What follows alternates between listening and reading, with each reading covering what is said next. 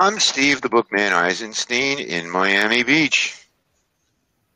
I'm Thorne Donnelley with Liberty Books in Palm Beach Gardens, Florida. And I'm Lynn Thompson with Henry Bemis Books in Charlotte. Also with us today is our regular miniature books expert, Edie Eisenstein, and our guest co-host from Fort Lauderdale, ephemera expert Accettola, is with us again this week. And this is the Rare Book Cafe, the book lovers rendezvous, streamed live every Saturday from our new broadcast platform, BeLive TV. Today's our third show in this new format. We're grateful to the folks at BeLive TV for letting us have a beta copy to test. We would love to know what you all think of it. Just type in the comments as you are watching. Here's how to join us on today's program.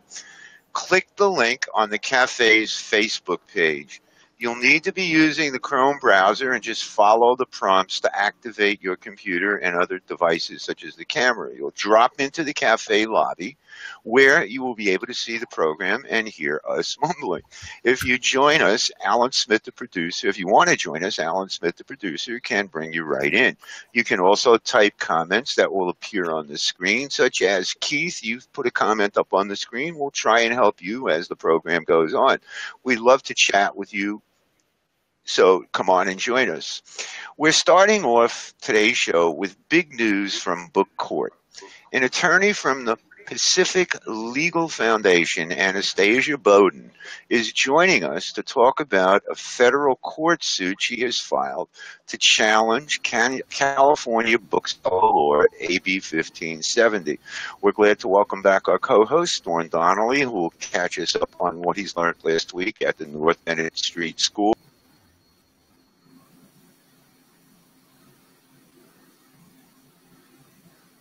about miniature books later in the program. And welcome back, Kara Accettola of Little Sages Books.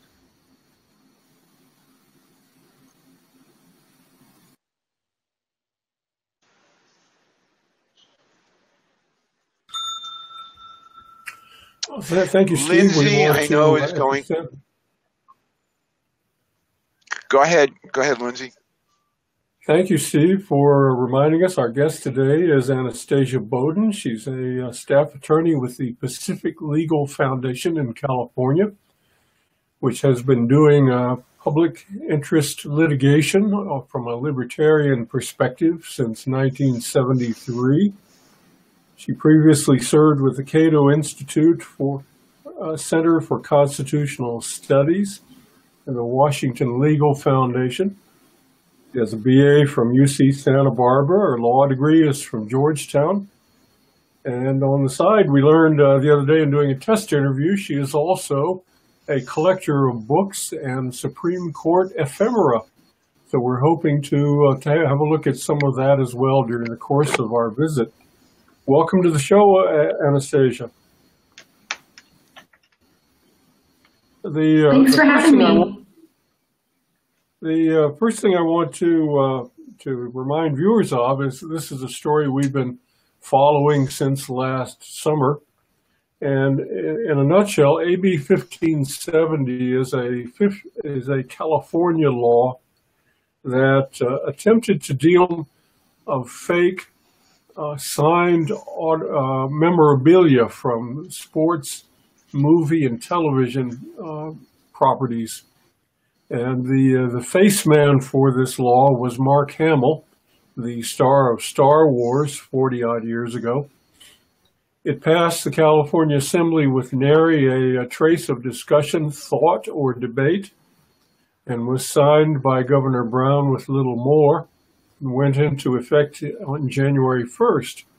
About that time, booksellers began to notice that its terms were so broad that it included people who sell signed books or signed art or pretty much signed anything.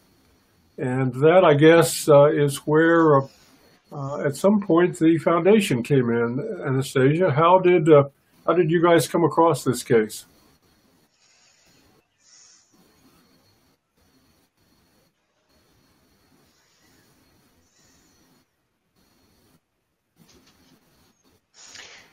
I think we have a delay or she's frozen? Well, we're in the business of bringing constitutional lawsuits. We're a nonprofit law firm. We represent on businesses, government overreach, regulations. No relationship.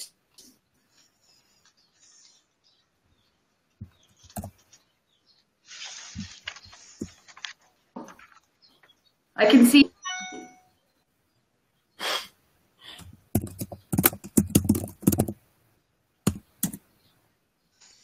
I can hear you. Can you guys hear me? I can hear you very clearly now.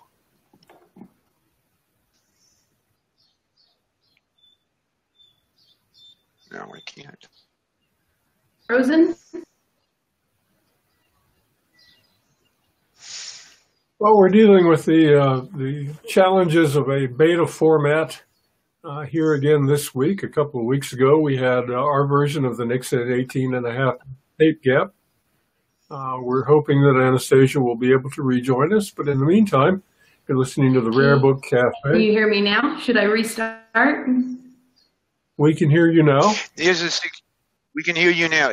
Kara made a comment, and I don't know if anyone saw it, that your Facebook might be open, and that's a possibility of a problem. I don't know what that means in technicalities. Kara?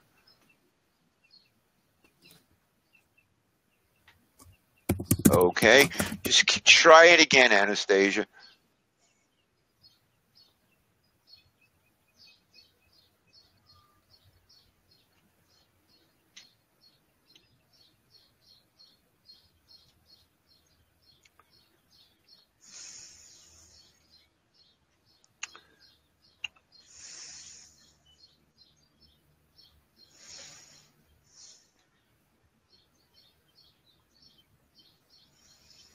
Well, while our producer is working on that, I'll mention that what has happened with the Pacific Legal Foundation is it has volunteered its resources to file a federal court lawsuit last week to represent a book dealer, Bill Petrocelli in Marin County, who has 3 branches of a bookstore called Book Passage. Book Passage sponsors over 700 author events a year and found itself in a bind because AB 1570 basically requires booksellers to not only provide a certificate of authenticity for every signed book they sell, but they have to keep records of who they bought it from, who they sold it to. There are provisions in this law that impose on them requirements for what size the certificate of authenticity has to be printed in. And as we will find out when Anastasia returns to us, a lot of other burdensome requirements besides. I see Anastasia's back on screen. Can you hear us? I can. I guess that's the joy of live TV, is you never know what's going to happen. Well, we always say this is like the beginning of television 60 years ago. You show up and you see what happens. Well, I'm happy to be back. Well, I think at the point where we ran into trouble, you were about to tell us how you and Book Passage came together to file this federal court lawsuit. Sure, absolutely. I work for a nonprofit legal foundation. We're in the business of bringing constitutional lawsuits. Typically, we represent entrepreneurs and small businesses who are having a hard time getting started because of regulations that really aren't on the books to protect the public, but usually are there because people have lobbied for them. They're just straight up anti-competitive laws.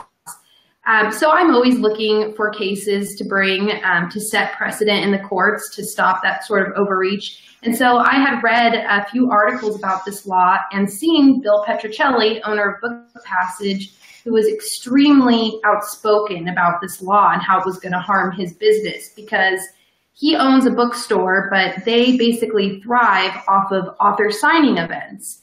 And they also keep signed books in their store to sell later from the store. So his store is very unique in that way. If you go to buy a book, I mean, he's got unsigned books, but hundreds of signed books as well. He sells all of them for cover price. He doesn't charge a premium for the signature because they're mostly local authors or up-and-coming authors. And he also has a signed first edition book club where each month you could be sent a signed first edition. And so his business really is unique and survives off of autographed books.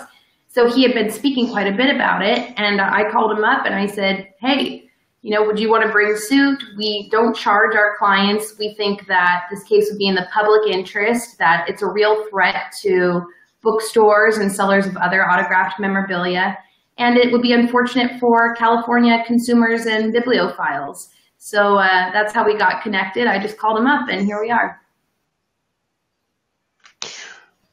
Well, remind me to never do anything that would get you or your group angry at me. One response to AB 1570 is I believe there are two bills pending in the legislature to amend it in some way. At sites, people are saying, well, this lawsuit's going to gum everything up, and we were working with the same politicians who screwed this up in the first place to fix it. So how does your lawsuit advance things in a way that working with the legislature to rewrite the law does not? Yeah, well, I think you have to take into consideration that this is the same brilliant legislature that passed the law to begin with. And we do have these two bills pending, and they've gone through various revisions. And at the moment, we thought, hey, this might give Bill some relief, and we were going to hold off on the lawsuit. But it soon became apparent that they might actually make things worse. At one point, the legislature had said something like, well, there's two bills pending about autographs. So clearly autographs are a problem in California. Maybe we should raise the penalties. So that's when we decided to bring suit. And the status of the bills now are that they really don't seem to do anything to give Bill relief. One clarifies that the bill doesn't affect sales outside of California, which I think is obvious, and that's already true.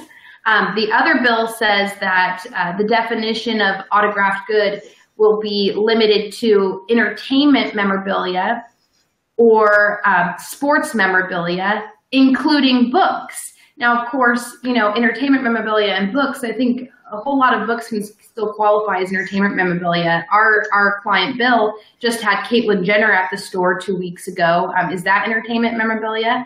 He had Steph Curry from the Warriors. He had Steph's wife, Aisha, who has come out with a cookbook. She was there doing cookbook signings. Is that sports memorabilia?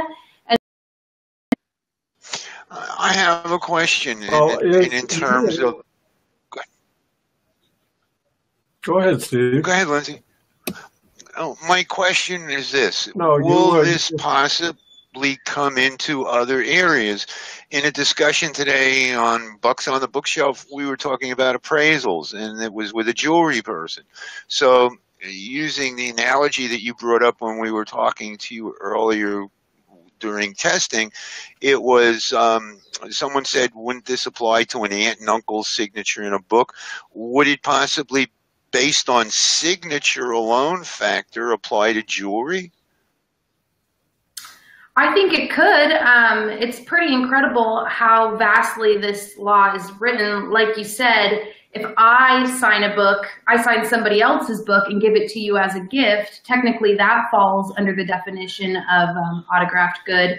So I think what's scary is that, we rely on the bureaucrats not to enforce this law in a totally crazy way. I would hope that they wouldn't want to require a certificate of authenticity for my signature. But then again, I think what's scary is that there is a provision in the law that allows any consumer to sue and to get attorney's fees and court costs and civil penalties. And so even if we can rely on the bureaucrats, the professional plaintiffs attorneys out there and the consumers who, sue for their own gain can really take the broad wording of this law to advantage themselves.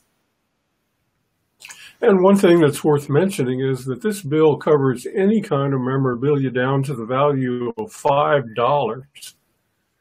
which means that virtually anything we sell, even if we sell it for pennies on the dollar on the internet and make our money out of the shipping cost, is liable to irk a consumer in California who can then file suit in a California court, hire a process server in Florida or North Carolina, and serve me and my colleagues here.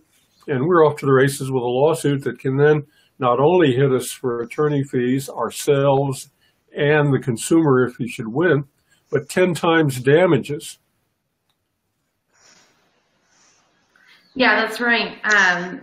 Not only would you be liable for damages, but then 10 times the damages in a civil penalty. Plus, like I said, attorney's fees, court costs, expert witness fees, interest, and, quote, any other fees that the judges sees fit. So there's a real extreme threat of liability here. And I think that's going to scare a lot of people away from selling signed books. Well, I know I, for one, stopped. I put up a notice January 1st that I would not be selling in California for the duration until this gets sorted out. I have one last question before we bring Kara in, and that is, what has Mark Hamill to say about all this? Well, before I get to that, I just wanted to point out, I did notice that you said you wouldn't sell signed books, and Easton Press has also said that it will not ship signed books to California. So if you want a signed book by Neil deGrasse Tyson or Neil Gaiman or, all these authors that Easton Press publishes, you can't get one anymore. But Mark Hamill has been conspicuously silent. We have tried to prod him and ask him, is this what you meant when you were pushing this law through the legislature? Look at these consequences. Can you come out against the law as it's written? And so far, he's silent. The joke at where I work is that he's turned to the dark side.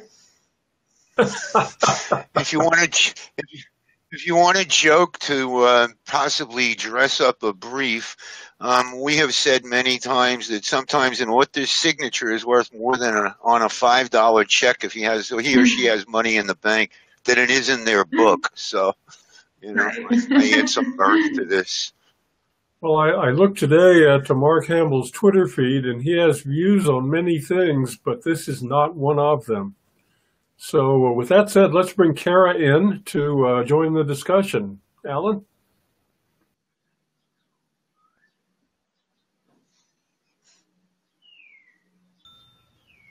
Hey. How are you? Hi, Steve. Hi, Lindsay. Hello, Hi, Anastasia. Nice to meet you. You too. So it's funny, I was typing in the comment stream back here at the same time as you were saying. I was about to say, yeah, Easton a few months ago, or when the law went into effect in January, essentially said, and we will not ship to California from their root site. They're based in, I think, New Jersey or somewhere on the East Coast. So I mean, that's just the tip of the iceberg. It's a huge issue, and I haven't been following it that closely because I wasn't doing California fairs this year as I sometimes might.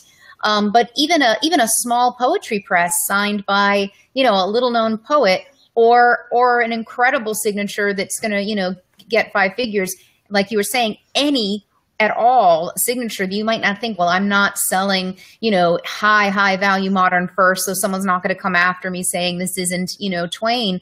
It doesn't matter. Somebody wants to make a ruckus. They can really, certainly put a huge roadblock in your business, even if they don't destroy it.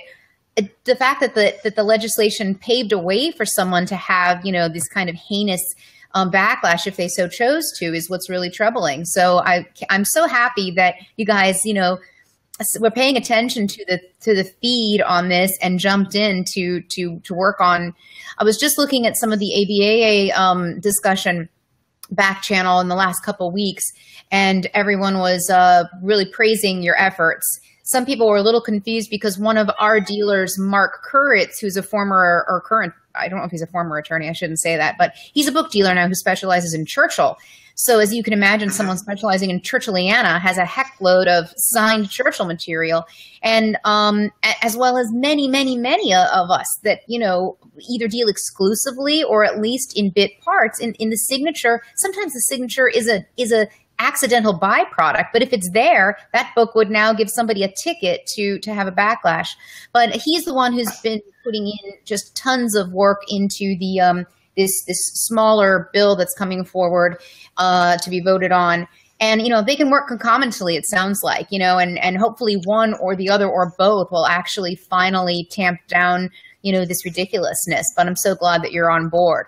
The Antiquarian Booksellers Association of America has had their ears alerted and, their antenna up since day one, because it became clear really quickly that this was going to possibly have really devastating, far-reaching consequences. So we're not done with this battle yet. So I'm so glad you're on it. We really look forward to following what happens next. Yeah, well, it's certainly an especially fun case for me. And just to follow up on something you said, that sometimes signatures are incidental. We've seen so many different dealers of different items come out and say that it really shouldn't be applied to them. Like we have a map dealer who deals in maps, and sometimes the maps happen to be signed or have a signature on them. I mean, it was never intended to apply to something like that. I know comic book dealers are very anti this law. So it's really a wider range of people who are affected. It's unbelievably wide. Or a manuscript material, or, even just, vernacular letters and archives of letters. Everything comes into play if someone's hand wrote their proper name at the bottom of what was otherwise, just historical text. So it's crazy, and it's definitely got to be addressed. So, hi, Thorne. Hi, Kara. Hello, Anastasia. Good to meet you. Love your name. I hope you do better than your namesake. She had a bad end, but I'm sure you've already heard all the bad jokes about that. Quick question for you. Has anybody actually been prosecuted, arrested, pillared, crucified, anything good yet? Or is anybody actually acting on this law, or is everybody kind of going, oh, wait, maybe we better back off for a second here, reevaluate it, and perhaps rewrite the law? Yeah, I think this law flew under a lot of people's radar for so long. I mean, the booksellers didn't even know it applied to them until recently. And so it's only now just coming out that this law is even really written so broadly. And while nobody that we know of has been prosecuted, well, booksellers at least, we don't know of any booksellers that have been prosecuted so far. But I think the problem is, especially in the First Amendment context, is that given this big threat, people will just stop selling books instead of waiting to find out. Or our client, he'll stop putting on his author signings instead of waiting for somebody to come after him. And so there's a real threat of self-censorship in order to avoid that potential liability. Mm-hmm. Absolutely. I was born in Florida, where I live now, but I did grow up in California, oddly enough, when we used to call him Governor Moonbeam in his first go-around, Governor Brown now. It's kind of interesting. And California is always, going back to when I was in high school, was cutting edge on the smog laws. They've always had kind of a different, on some of the car safety things. So there's always been a state of a feeling in California that, hey, we're the biggest or the wealthiest state. I think it's the 10th largest economy in the world if you took it out of the United States, something like that. That they beat to a different drummer. But I'm kind of like Kara. Well, I'm sort of like Lindsay. I would think I sell a lot of online books. I had a retail store and I closed it recently. And I get the occasional books. I have a lot of signed books, 19th, 20th century, some obviously 18th, and which can be a little difficult to prove any kind of authenticity to a 200-year-old book. I can imagine how they're going to go with that one. But I would start to think seriously of if I have books in the multiple thousands of dollars. I'm not so sure I'd be all that interested in sending one to California. And I think it's going to start happening, and maybe. Yes. People I do enough business that, quite frankly, if California sinks into the sea, I really won't care.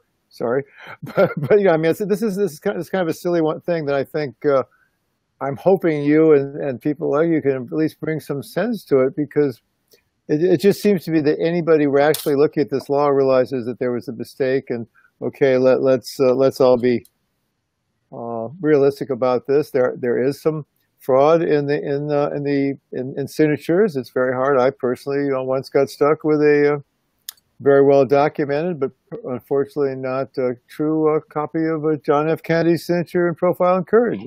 He was so bad that there's actually websites that you can check out both his secretaries used to sign for him, and everybody finally, Secretary X or Secretary Y. Well, that's what they're known as in the trade. I have from somebody else, but point being, there is a problem here, and I recognize that the consumer needs to be protected.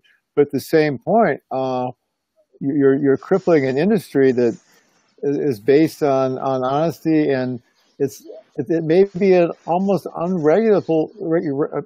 I'm not so sure you could legislate honesty into anything, but this is almost unenforceable. Is my take. And I don't know, Steve, do you have any comments on that? Yeah, I asked this. Has any been okay? You can ask me anything as a book dealer, and if you want to know what a book is worth, I'll tell you this, I'll tell you that. Ask me almost anything but where I get my books from, especially if it's, somebody that hasn't sold me everything they have. So my question is this, as I understand this, a book dealer buys a book from a source. Isn't there any, it seems like there is no respect for the confidentiality and anonymity of the person that he bought it from. Don't they have any say in that? You have to say where you got it from, and maybe they don't want you to. Yeah, that's right. Under the new law, you have to disclose the previous owner of the book, as well as their name and address and, personal information. And that's going to dissuade a lot of people from selling to dealers because they won't want their information to be given out to the next owner. And that's also going to be a problem with auctioneers. I mean, you can imagine there's plenty of people who put things up at auction and don't want their information, divulged to every subsequent owner. And now that's the case in California. This is very shocking. I always say I don't do politics, but this just shows the level of incompetency of some of them, that they would sign a bill like this without ever, saying hypothetically, what are the ramifications? Yeah, well, as Thorne was saying that, there is a problem out there and it came from a good place. And one of my favorite sayings in this business, suing the government, is that the road to hell is paved with good intentions. Sure, a lot of these bills are purported consumer protection measures, but they turn out to just cause worse problems than they were intended to create or to fix. And in any event, if there was fraud, you can sue for fraud under the anti-fraud provisions of California law. It's not as if there wasn't a remedy for fraud in the first place. Exactly. Or in any state, and it's not the buyer does have protections, from commerce codes to, any kind of misrepresentation, like fraud is fraud. And it's never been the case that you were stuck with material if the signature was incorrect. So it was already in place. And so the sweeping generalizations weren't even necessary. I wouldn't criticize the entire California legislation because, sometimes something really does seem like a well-bracketed bill, not that this one was. And it's only upon further inspection and a broader view and another set of eyes that someone sees, that something had language that was a little bit too broad in scope. So, this has only really been unfolding since, I want to say, around October. I know that is the date. I just looked at my email history. That's the first date that I see 1570 in the ABAA discussion serves. In October, everybody's ears went up. And with the California Fair in February being already, people were signed on for it, a lot of people bringing material were concerned, were there going to be people trolling the aisles already looking for something to cause problems with. 3 people internationally actually did pull out of the California Antiquarian Fair, which is an international fair, really, really high level and commitment. But 3 people did drop out for that reason. And I don't know what will happen in years moving forward if it isn't remedied in time. But I want to say, not being a lawyer, that 6 months out from a problematic bill being introduced, passed, and I think for there to be this much action and pushback and a lot of people really seriously working behind the scenes to craft something that will remedy it, it seems to be a pretty quick timeline. If I'm let me add one thing, a little dimension that I've got in a unique seat in. I forgot Mr. Kruitz's first name from Churchill Bookstore. Mark. He was on the show. Mark. We definitely spoke about 1570 on the air. But after that, and that's when when I first learned about it, I had other California people on the air for different, whatever, an auction gallery, other dealers, things like that on the show. And a couple of them specifically said at that time they didn't want to talk about it live on air. It's not what we brought them on the air for to talk about, but they, when I asked them in the pre-show thing, did you want to talk about this? They absolutely said, no, we prefer to stay out of it. And they were a large name. Let's just say it that way in California book selling. That was the effect this thing had initially on the public. And with that, go ahead. Oh, I was just going to say, whoever said and we, go ahead. In addition to Easton, and I know that people pulled out of the California Antiquarian Book Fair, and various independent sellers have said they won't sell to California, and comic book sellers. I mean, Brattle Books, which is one of the nation's oldest antiquarian booksellers in Massachusetts, I think it was founded in like the 1820s, they won't sell to California either. I mean, the consequences are really wide-ranging. Yeah. And so, but I think that you're right that we're getting, as far as litigation goes and usual legislative fixes, there's been such outrage that this is some of the quickest, response, and hopefully we'll get the quickest fix that I've seen in all of my time bringing these types of lawsuits. Yeah. Well, we wish you the best in this. Anything that we can do on this show to help you promote the cause, anything like that, send us petitions. We'll put them, as we did before, on the Facebook pages of the Rare Book Cafe and on Books on the Bookshelf. And Anastasia, I want to just thank you very much for being our guest today. This is Anastasia Bowden of the Pacific Legal Foundation. We'll be watching the foundation's case page for our viewers and hope you will join us again with interesting happenings. Good luck with the case, and thank you for joining us. We could stay with us if you would like. Let me say this, let's run a minute over here. You too are a collector. Do you still? Unfortunately, I'm in my home office, but I'm a bit of an amateur collector. I did bring a few other things just in case you asked, like my Peacock edition Pride and Prejudice. Oh, the Peacock edition. Pretty binding. Nice publishing. My first edition Harry Potter. Uh-huh. Wow. And my, two more things. Let me wave my wand. I'll make it the British one. Yeah. Yeah. I'll wave my wand. I'll make it the British one. The library binding. Yeah, really more than 600. Yeah. Yeah. And then here's my Truman Capote signed book. Ooh, nice. Very nice. And then finally, for all of the trivia geeks, it's my Ken Jennings signed edition of his trivia. Yay. Wow. Well, I hope you go to a thrift shop and find one of the few of the 1,000 of Clarence Darrow's that are still out there signed. Thanks very much. Thanks for having me. A pleasure. A pleasure. Let's take a moment here, folks. I want to remind you that you are watching the Rare Book Cafe, streaming live on Facebook via BeLive TV. We're sponsored every week by the Florida Antiquarian Book Fair. Your questions and comments are welcome. Just type them where you're watching us, and they'll pop up on screen. Keith, you had a question for us earlier in the program. If you are still there, give us a little more information on that book, and we would be glad to help you. And now it's time for a brand new feature right here. It's called Book Week News with our associate producer, co-host, and generally great guy, Lindsay Thompson. What's it about, Lindsay? Well, thank you, Steve. This is the first week of Book Week News, which is where we take a look at what's going on in the world of books. In the past, our show segments have been more feature-oriented, and we want to build in new things that are going on in the world of book commerce, book theft, and it's in essence what you would hear at the top of the news on your car radio. First story up today, British author J.K. Rowling is urging fans to pass on a chance to buy a stolen 800-word Harry Potter prequel she wrote out on a postcard for charity. The postcard was a one-of-a-kind story auctioned for £25,000 in 2008. And it was in one of 3 safes stolen from a UK businessman's home in April. He fears the thieves will keep the jewelry they found in the safes and toss the ephemera. Rowling wrote the Harry Potter backstory for an auction held by Penn, the International Writers' Freedom Advocacy Group.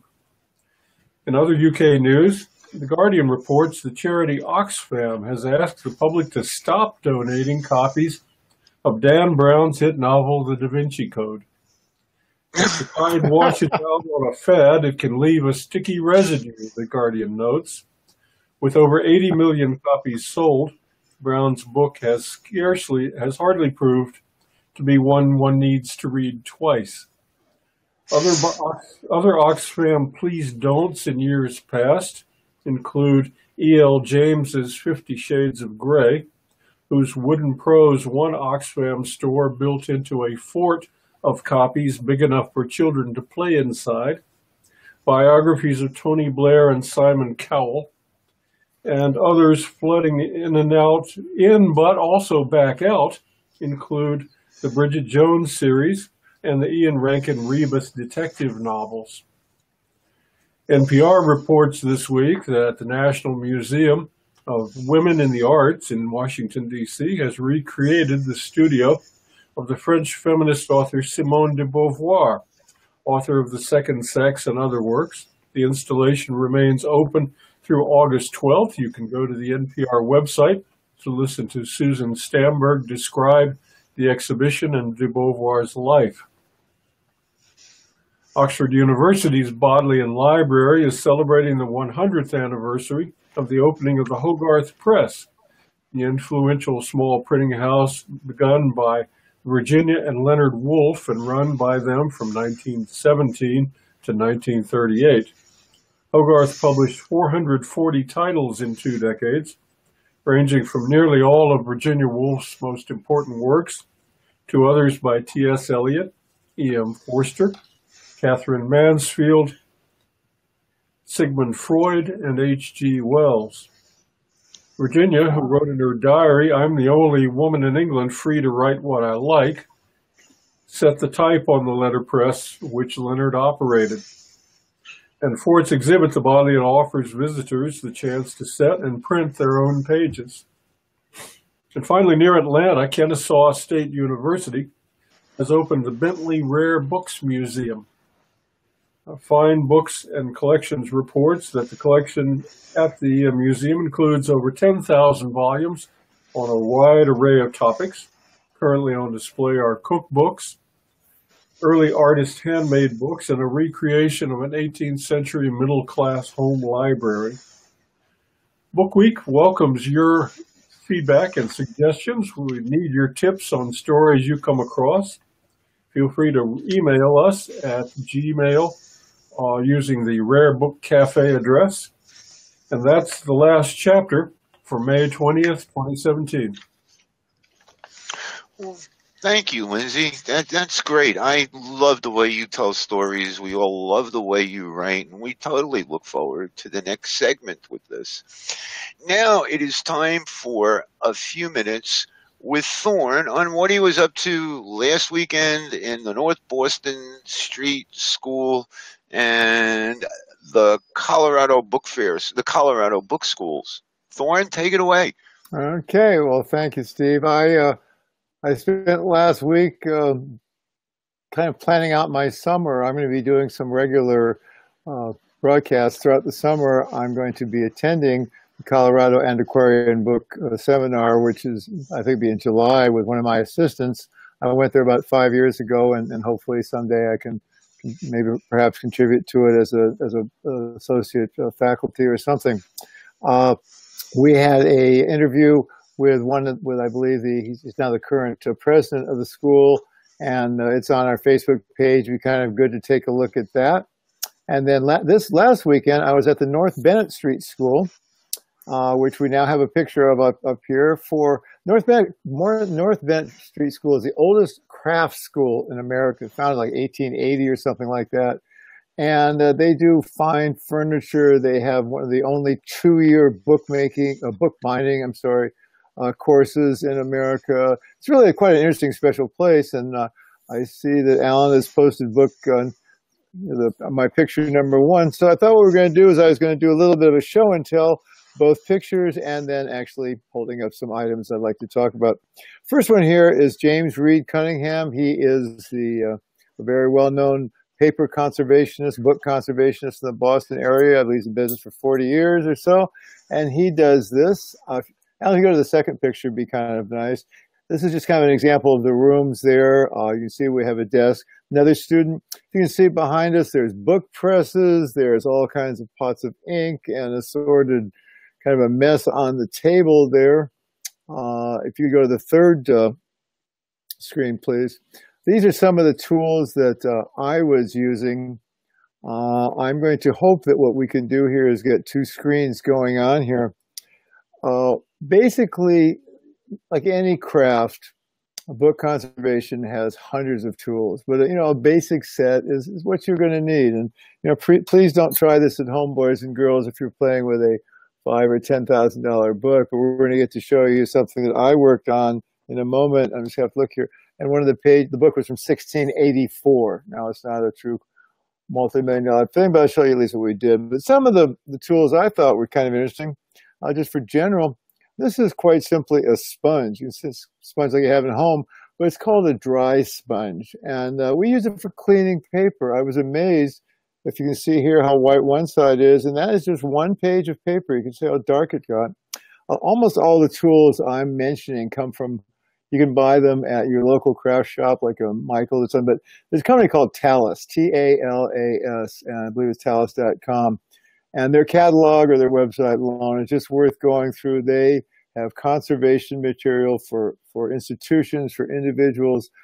They have a brick and mortar store that apparently is stocked with absolutely knowledgeable people, and they have just about anything that you ever want to go play with. So, but and also I thought I'd recommend that if anybody's interested in the history of paper, there's a marvelous book by one of the classic guys. His name is Dard, D-A-R-D, Hunter. Very famous guy. He's passed away about 10 years ago, but he had a paper museum. He's got a book called, let's see here, History of Paper Making. It's kind of a classic in the industry. It goes back, my paper's been around for several thousand years now. Nobody seems too sure. Everybody seems to admit it came from the Chinese, but that's about it. And let's say one of the things they first talk about there is the quality of paper. The old days, I mean, when it came to Western Europe around the 13th century, 12th century, Spain coming from China, the original paper was made from either linen, which is cotton, linen, which is flax, or cotton rags. It was all done by rags, and the rags are beaten, smushed, put into a pot, if you will, and taken from there. But it's really deteriorated since then. What we have here are a couple of pages that I was allowed to work with. The one on the right, as you can see, is 1684, and the picture taken here, I believe, is before I did any work on it. The one on the left is, you can see I've just written on them, 1730. These are high-quality papers. They're almost 400 years old, and they're, as you can see, they have some damage. That's why we use them for examples. These books are not anything. The books are damaged beyond repair, but we use the pages to work on it. And these are just a couple of them. This, for 400 years old, with the exception of the tears that really have been done by humans, you can see the paper, the print, the ink still looks pretty good. So if Alan could go on to give me one more screen here, I think the next one would show what some of the fixing that I did. And it looks like we do have this one. This on one side, I'll hold up the picture, the paper itself, is kind of a finished work, if you will. This is what I was finished with. You can see, fairly flexible piece of paper. And the other one is just another page that I worked with. I was going to kind of highlight some tools here too that we used. A lot of people have X-Acto knives. That's not a big deal. Scissors, tweezers, of course. But I came up with two that they recommend. It's really kind of interesting. You'll see, and perhaps the next slide. This is it's called a water knife, water pen. It's simply a pen that has water in it. And what you end up doing is, rather than using a knife, a sharp edged thing, you can cut paper with water, especially when it's folded. You learn a lot of tricks like that. Um, One of the things that I think is kind of important to show is, I'm just going to use this paper again here. If you do what I kind of try to do, is you kind of stick your finger in here and you're messing around with the paper. They sell these things. They're called spatulas, and it's just so rather nice. It's even when the book is still bound, it's nice to be able to pick this up to use for separation of pens. Once you get used to it, it's quite good. But if you would go to the next page, please, Alan, the next last photograph of here. What I'm going to do is, if you notice the front of these books, I'm rather proud of myself there. You didn't see much of the way of damages. If you look on the back down now, here down where it says 1684, you'll see a little discolorization and a word. That's the name of the patch paper I put in. We basically always try to patch on the back the verso of a page. As you see, it did not show too well on the front. On the one on the right, I kind of left the actual repair. What we had going on here was there was a hole at there was a missing piece of paper here. And as you can see, I added some of the papers. We did not cut them off to do it, to kind of a fill. We do have here some paper, some examples of what we use for patching. And as you can see, they're all gauze-like papers, most of which are made in Japan.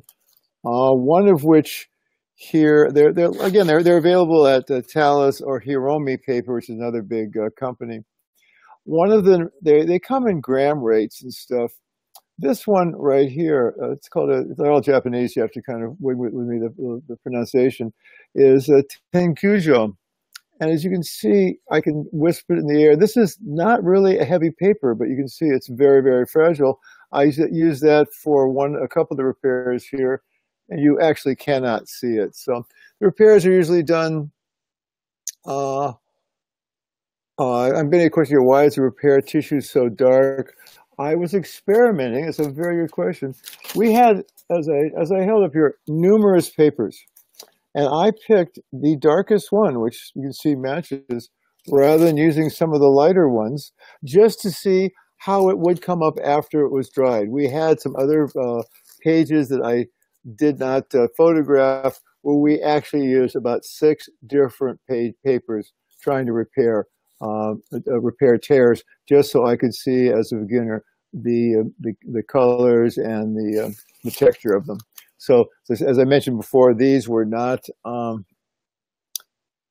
the pages were just handed out from books that were not in terribly good shape, and they were used for us. So we felt free to experiment on pages that really were not going to be used for much of anything else.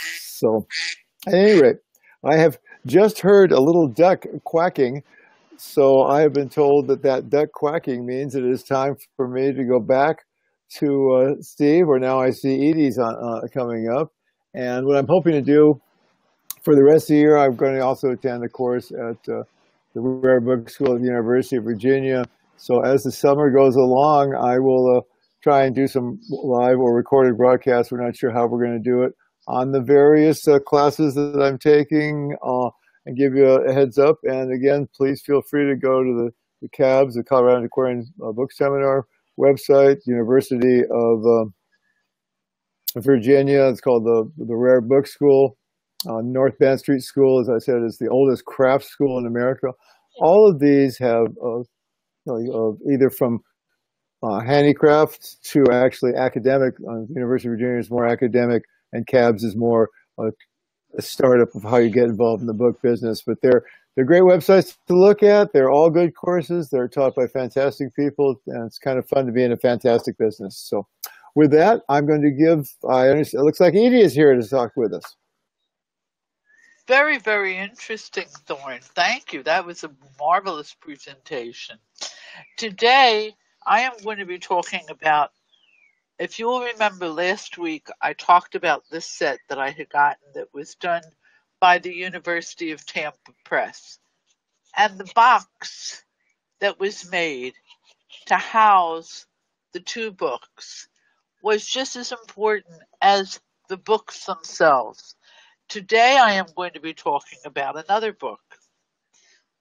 This is a bag. And inside of this bag is a book. And the book is called The Bag Book. Now, bag has a lot of different things that you can associate with them. There are bean bags, there are trash bags, there are mail carpet bags, there are book bags, there is the bag man that might be going out with somebody illicit, and you have a three-bagger in baseball. In this book, there are beautiful, beautiful illustrations of different kinds of bags with, wait a minute, I'm stuck here. What's the matter? I'm stuck in the chair here. Wait a minute. Thank you. There are different illustrations of different kinds of bags. Beautifully, beautifully, beautifully illustrated with little explanations of all the different kinds of bags. This is done in a very where the book matches the same leather, and in the back there is a stated limitation, and it is signed not only by the author, but by the artist that did the illustrations for the different kinds of bags.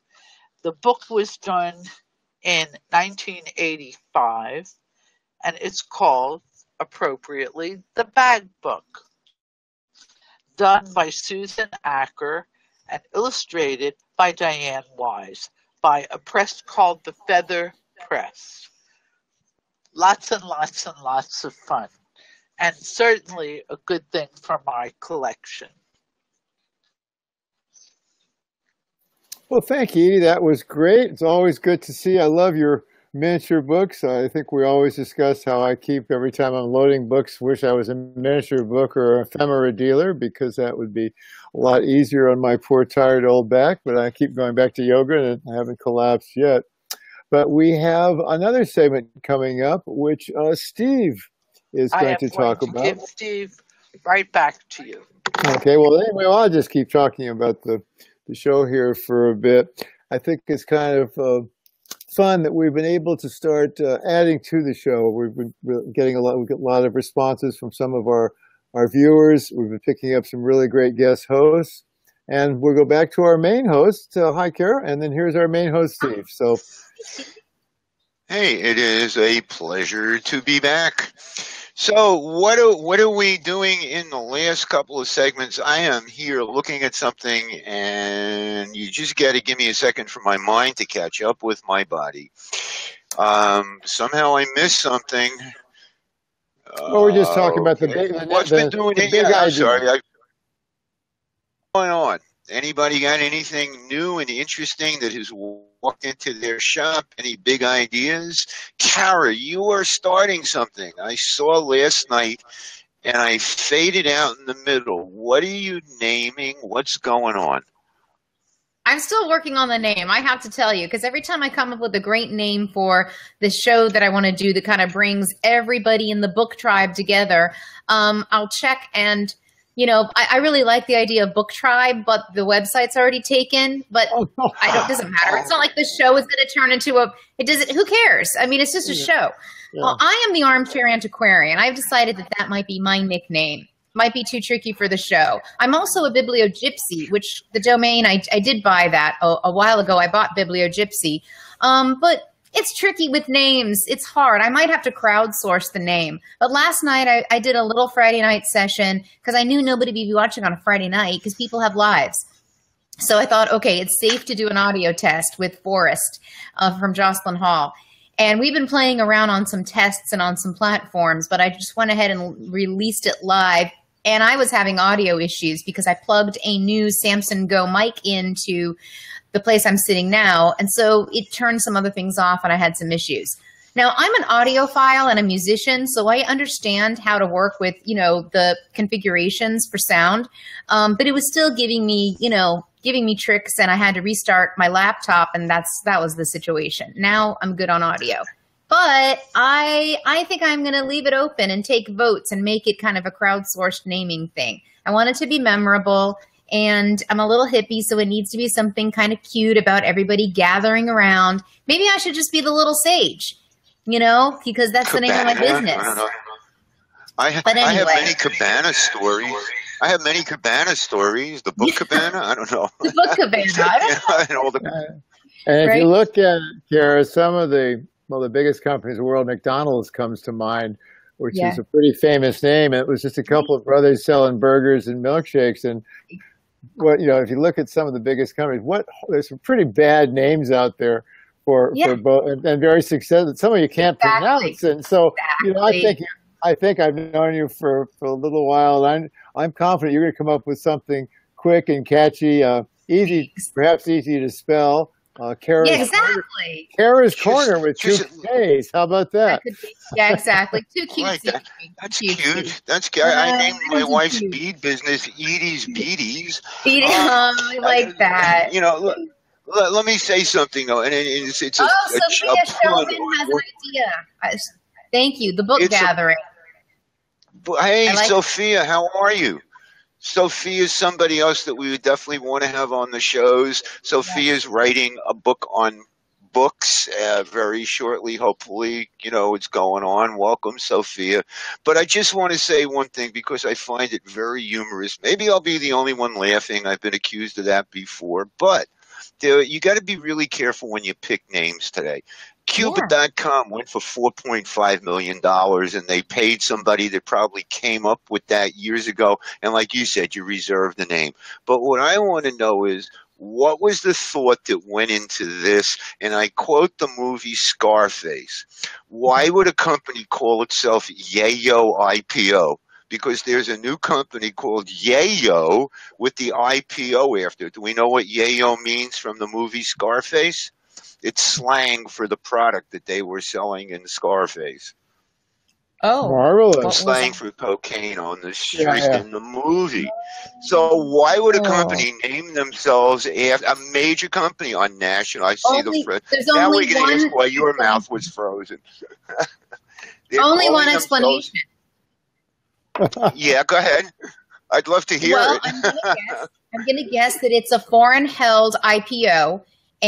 Or foreign-held IPO with maybe some domestic, talent, but if you don't understand the cultural context of that, they might have just been looking for the alliteration and not realized, either that or they are going with it because they're saying they are full steam ahead, Red Bull style, do it all the way, and they were going for that. Yeah. You also have to worry about. They knew what they were doing and hoped we would talk about it. Exactly. Well, you also have to worry. You have to worry, care about languages. One of the classics is General Motors had a car. It was kind of an okay car. It was called the Nova here. It was a little economy car. They tried to market that bad boy in South America, and apparently in Spanish, Nova means no go, which is not really good for marketing. And nobody at Chevrolet figured that one out. So a Spanish dealer said, "Dude, we need to really." This is not how you sell a car down here. So you have to watch the other languages. So what does Kara mean in Polish? Who knows? You might mean tea kettle or something. Exactly. Good luck on it, Kara. And I look forward to doing a show with you down the road. Ladies and gentlemen, I want to say it's been a pleasure. It's been a pleasure for all of us to be here with you. We hope you enjoyed our presentation today. That's about all the time we have today, and we will be back next week with more book news, talk, collecting tips, and amazing guests. During the week, join us on Rare Book Cafe's Facebook page, where we invite you to post, comment, question, and share with us your friends, your relationships, and everything else.